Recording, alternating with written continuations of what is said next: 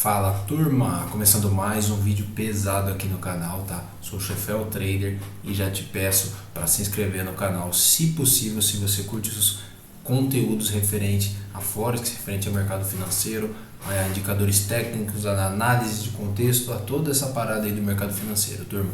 Se vocês querem mais e querem ver, se inscreva no meu canal, deixe um comentário sobre algo que você tem dúvida, algo que você queira ver aqui no canal, que eu, como fui buscar por ajuda, você está buscando por ajuda e eu posso ajudar no que puder, beleza? Então não deixe de comentar. Valeu? E vamos começar o vídeo.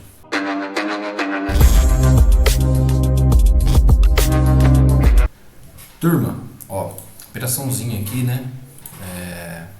Que eu comentei bastante lá no meu Instagram, beleza? Se você não me segue no Instagram, Gabriel Chefel X, vai estar na descrição do vídeo, beleza? E eu falei bastante nessas últimas semanas aí dessa operação de swing trading aqui do EURUSD, beleza, turma? E vamos agora para o racional dessa operação aqui. Turma, primeiro de tudo, cara, mapeamento gráfico. Você tem que fazer um mapeamento gráfico para você entender qual a região que o preço se encontra. E como que você vai saber qual região que o preço se encontra? De acordo com o mapeamento gráfico. Então, o que eu fiz, turma? Eu tinha a informação dessa região de resistência. Observa que a gente tem um toque aqui, aqui uma aproximação, mais dois toques aqui. O preço veio tocar em alguns momentos, deixou até esse pin-barzinho aqui para nós, turma, esse candle com sombra superior comprida. Até imaginei que ele poderia começar a reverter daqui, mas ele rompeu a região que eu tinha mapeado aqui, amarela, né? A região aqui, que é essa linha horizontal amarela. E logo que ele rompeu, ele não teve forças para buscar essa outra região mapeada. E o que ele fez?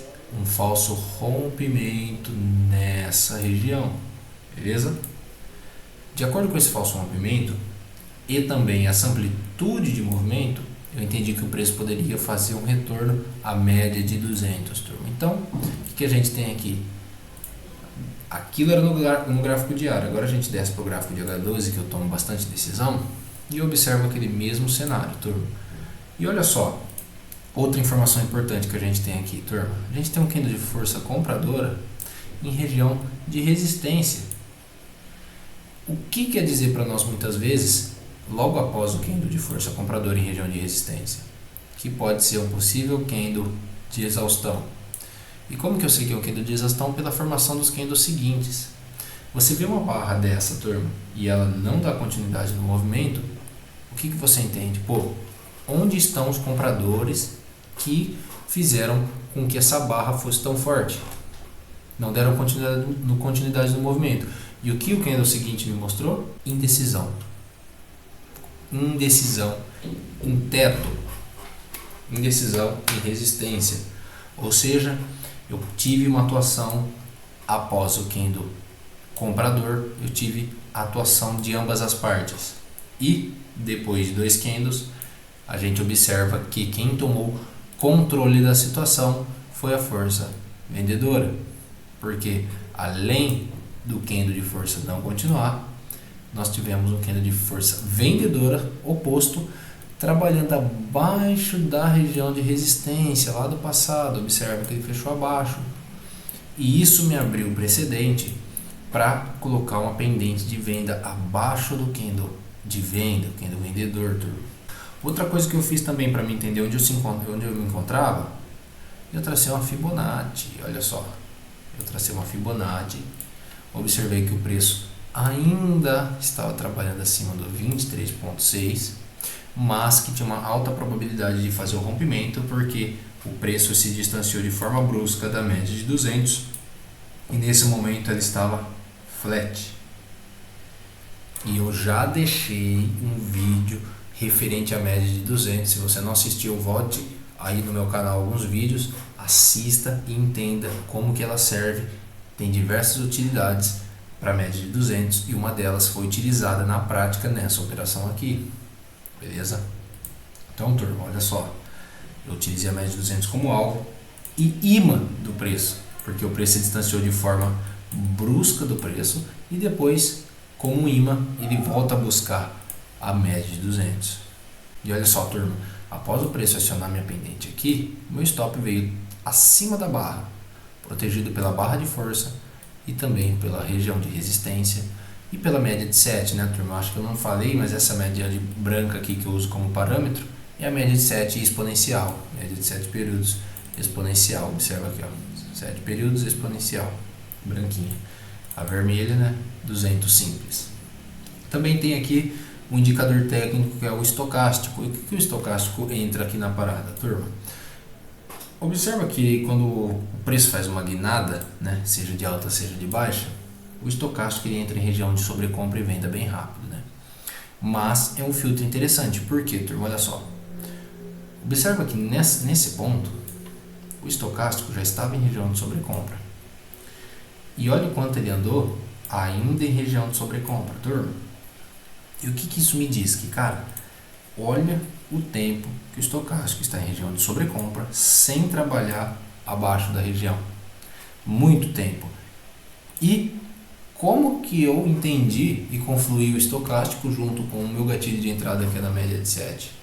Com a localização, 1. Localização, resistência. 2. O candle de exaustão que não continuou. 3. Um falso rompimento na região de resistência após uma exaustão de preço. 4.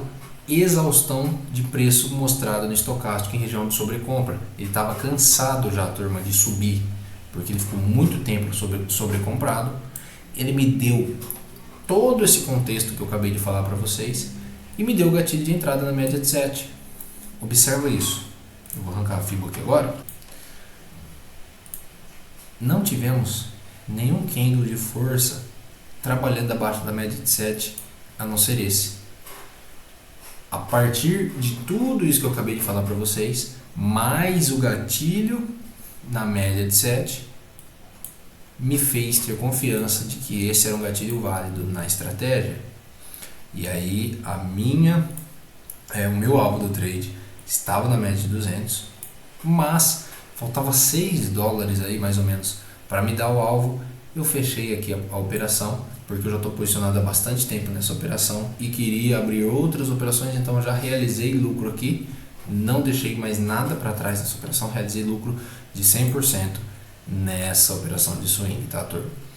Muito bem feito, tá? Operaçãozinha aqui, consumei um alvo praticamente final, turma, e o preço nesse momento vai testar agora, está testando na verdade a parede compradora. Vale ficar ligado aí para ver o que ele vai fazer no teste dessa parede, confluindo com a média de 200, turma. Outro ponto para que eu tenha saído desse trade, observa que o estocástico entrou em região de sobrevenda, né, turma? E eu estou chegando em regiões de briga, regiões que tem alta concentração de força, que é 50% do movimento todo no gráfico diário, no gráfico de H12, que são gráficos extremamente longos. Estou chegando em média de 200, que é uma região de liquidez, onde se encontra muita força também de ambas as partes aqui. É uma região que tem briga, né, turma? E o preço está aqui em região de sobrevenda. Então isso nos mostra que possivelmente podemos ter uma atuação por parte dos compradores ou vendedores na região. Por esse motivo, realizei meu lucro. Peguei aí um alvo de praticamente 2-1, beleza? O vídeo de hoje foi esse mesmo, mostrando todo o contexto por trás dessa operação de swing trade. Lá no Instagram, onde você pode conversar comigo de forma mais próxima, eu tinha deixado mais ou menos o contexto, porém agora nesse vídeo eu deixei detalhado o contexto gráfico, beleza, turma? Esse foi o vídeo da semana, esse foi o vídeo de hoje. Tem algum comentário, alguma sugestão? Ó, aí no campo abaixo, lá no meu Instagram também, turma. Pode contar comigo para o que precisar, beleza? Valeu!